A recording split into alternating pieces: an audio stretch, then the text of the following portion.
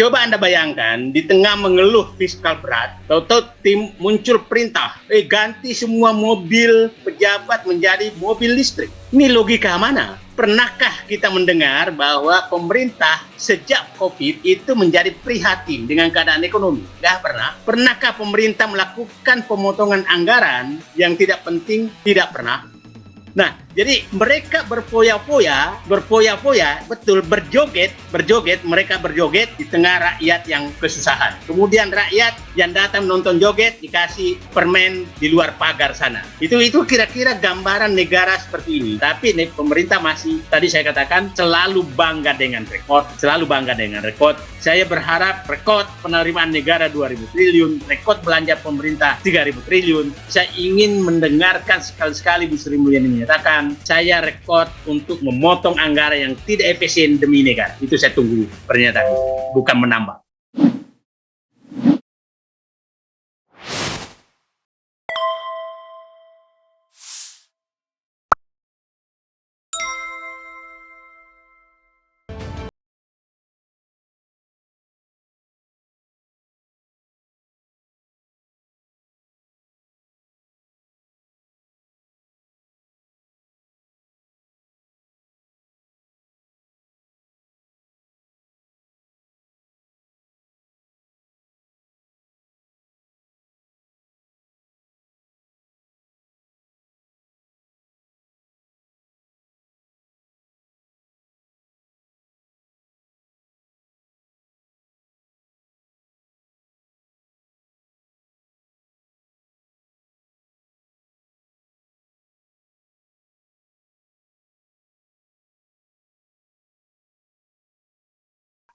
Demi banyak hal. Nah, kita lihat sekarang, baru saja pidato Presiden menyatakan tahun 2022 mendung, 2023 gelap, dunia menyatakan resesi, tapi lihat postur APBN yang dibuat, yang baru disahkan kemarin. Apakah itu menunjukkan sesuai dengan pidato? Sangat-sangat berbeda dengan APBN yang ada. Kita coba lihat dari indikator-indikator yang dipaksakan, coba masih menaikkan pendapatan negara cukup tinggi, masih menaikkan pengeluaran dengan bangga selalu menyatakan baru pertama kali pendapatan negara 2.000 triliun. Di saat yang sama menyatakan baru pertama kali pendapatan belanja negara 3.000 triliun. Tapi pidato sebelumnya menyatakan bahwa ekonomi sedang susah. Nah, jadi saya menyatakan hanya pengamat yang rela meninggalkan ilmunya yang bisa mengamati keadaan kebijakan pemerintah saat ini. Dan sepertinya kalau dikatakan ini ya ilmu sedikit saja sebenarnya bisa menganalisis bahwa ini adalah pernyataan-pernyataan yang sangat sulit dipegang. Sehingga saya pernah menyatakan, Bapak Presiden, tolonglah kalau pidato berikan kode kepada kami rakyat Indonesia, apakah pidato Bapak ini serius atau tidak? Itu. Nah, jadi saya sudah sampai ke titik itu karena mungkin ratusan atau ribuan pernyataan beliau itu berbeda dengan pelaksanaan. Jadi saya ingin minta rakyat nggak usah terlalu anggap pidato tersebut karena belum tentu dilaksanakan. Nah, yang saya ingin ambil hikmah dari perayaan 17 Agustus kemarin adalah saya berharap janganlah istana yang berjoget, rakyat yang susah, tapi biarkanlah rakyat yang berjoget, tapi istana yang berpikir. Itu saya pikir yang saya harapkan. Kelihatannya yang terjadi sekarang memang demikian. Istana berjoget dan rakyat yang menderita. Itu kelihatannya. Kenapa saya katakan? Dan itu dilunjukkan dalam berbagai hal. Begini contohnya. Coba Anda bayangkan, di tengah mengeluh fiskal berat, tahu-tahu tim muncul perintah, ganti semua mobil pejabat menjadi mobil listrik. Ini logika mana? Pernahkah kita mendengar bahwa pemerintah sejak COVID itu menjadi prihatin dengan keadaan ekonomi? Nggak pernah. Pernahkah pemerintah melakukan pemotongan anggaran yang tidak penting? Tidak pernah. Pernahkah pemerintah melakukan, contohlah, staf khusus presiden milenial itu apa sih? Kok masih diada-adakan terus? Lembaga-lembaga pseudo lembaga yang menurut saya tidak ada manfaatnya, anggarannya tetap meningkat. Saya sampai kemarin tuh kok BPIP anggarannya sama 300 miliar lebih. Nah, saya supaya publik paham, Anda bisa bayangkan, saya dulu sekretaris Kementerian BUMN, itu anggarannya yang mengelola ribuan triliun, itu anggarannya hanya 150-an miliar. Bayangkan BPIP yang nggak tahu saya pekerjaannya dikasih uang mendekati 350-an miliar. Nah, jadi mereka berfoya-foya, betul, mereka berjoget di tengah rakyat yang kesusahan. Kemudian rakyat yang datang nonton joget dikasih permen di luar pagar sana. Itu kira-kira gambaran negara seperti ini. Kita harus tahu anatomi investasi Cina di luar negeri ada dua bentuk di negara mana. Satu adalah menguasai sumber daya alam. Yang kedua adalah menguasai berbisnis di infrastruktur yang strategis. Dia tidak pernah masuk kepada investasi yang pre-market.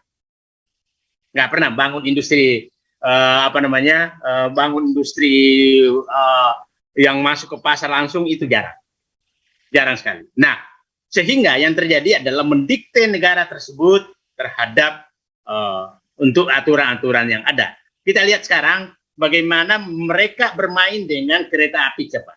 Bagaimana mereka bermain dengan kereta api cepat, menjebak negara, pemerintah, agar tunduk kepada dia karena negara menghadapi buah si malakama. Kita masih ingat, nah, pada saat kereta api itu dia kan menjanjikan lebih murah dari Jepang setelah dan tanpa jaminan pemerintah di awalnya. Saya kebetulan saat itu masih di dalam, saya sudah ingatkan ini bahaya nih, belum tentu benar. Setelah dia dapat menggeser Jepang, dia minta jaminan pemerintah. Setelah dapat jaminan pemerintah, dia minta BUMN bergabung. Setelah dapat BUMN bergabung, dia minta supaya tenaga kerjanya masuk semua, mesinnya masuk semua. Setelah itu naikkan harganya, maka setelah itu mereka sudah panen dengan menjual mesin, menampung tenaga kerja, dan kita nanti dapat tulangnya. Itulah cara Cina, dan itu berlaku di berbagai negara, bukan hanya Indonesia. Oke? Ditambang, yang diminta adalah, ingat dengan investasi Cina sekian, tapi apa yang didapat pemerintah? Mereka dibebaskan dari pajak investasi, pajak perusahaan juga sampai 20 tahun. Kemudian tenaga kerja bisa masuk, mesin bisa masuk, lembaga keuangannya pakai bank Cina, tidak bank pemerintah Indonesia. Jadi, ingat, tujuan investasi adalah satu, menampung tenaga kerja. Oke? Tujuan investasi adalah meningkatkan pendapatan negara lewat pajak. Tujuan investasi adalah meningkatkan nilai tambah sumber daya alam yang ada. Tujuan investasi adalah mensejahterakan rakyat sekitar investasi tersebut. Semua itu tidak terjadi bagi investor China. Uangnya dipakai kembali ke negaranya untuk membayar mesin-mesin dia. Dan saya punya keyakinan bahwa kemungkinan besar itu tidak pernah untung nanti sampai pabriknya tutup. Kenapa? Kita tidak pernah mengaudit apakah betul harga mesinnya sedemikian harganya. Kan bisa saja investasinya cuma 100, dia menyatakan investasi saya 200. Nah, karena pemerintah tidak pernah bisa mengaudit berapa investasi harga mesin itu sebenarnya. Siapa tahu itu mesin bekas yang dibawa ke sini, dan kemungkinan besar itu terjadi. Nah, tapi dimasukkan sebagai mesin baru. Nah, dulu waktu investasi orde baru, itu tugas BPPT, kebetulan saya di Badan Pengkajian Penerapan Teknologi, Pak Habibie, melakukan audit terhadap investasi, karena kita tidak boleh dibohongi terhadap nilai investasi. Jadi saya katakan, saya simpulkan bahwa investasi dari Cina kembali tidak ada manfaatnya bagi Indonesia, tapi ada di atas kertas bahwa jumlahnya sekian. Yang menarik adalah selalu menyatakan ekspor naik. Tapi pernahkah kita dapat ekspornya, ekspor daripada petambang itu secara rinci? Nggak pernah. Saya berkali-kali datang ke Morowali, bukan berkali-kali, 3 kali. Dan saya menyaksikan sendiri, pelabuhan sendiri, kapal sendiri, ya udahlah itu negara dalam negara. Bupati masuk pun tidak mudah. Saya kebetulan dulu pernah masuk sampai ke dalam-dalamnya. Jadi saya tukang masaknya pun dari sana. Jadi itu clear sekali kok. Dan apalagi di Kalimantan, di Maluku, di Papua, di mana-mana itu ada. Oke, itu saya menyatakan bahwa itu yang terjadi. Tapi dia lihat investasi di negara lain itu terbuka kok. Terbuka.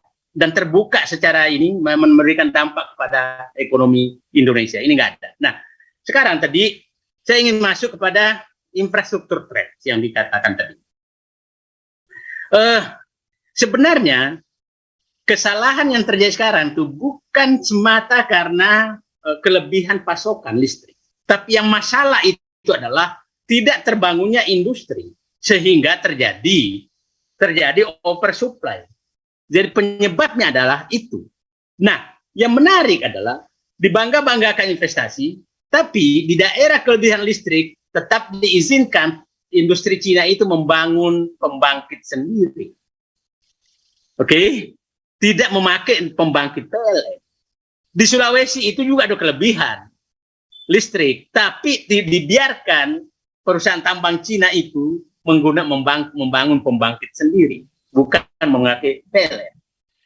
Jadi ada lucu, investor diizinkan untuk membangun pembangkit, tapi kita kelebihan pembangkit dan membeli dari IPP, ya kan? Nah, jadi sebenarnya begini. Jadi dulu perkiraan waktu dibikin perencanaan 35.000 megawatt itu pertumbuhan listrik memang ditargetkan sekitar 10%. Sekarang pertumbuhan industri manufaktur itu ada di angka 5-6%. 5-6%. Nah, jangan pernah berharap negara menjadi maju kalau industri manufakturnya rendah. Nah, dulu akhir Orde Baru kontribusi industri manufaktur terhadap PDB itu 30%. Sekarang tinggal 9%. Jadi tinggal 9% terhadap PDB. Artinya negara ini mundur kira-kira menjadi negara yang kondisi tahun 70-an.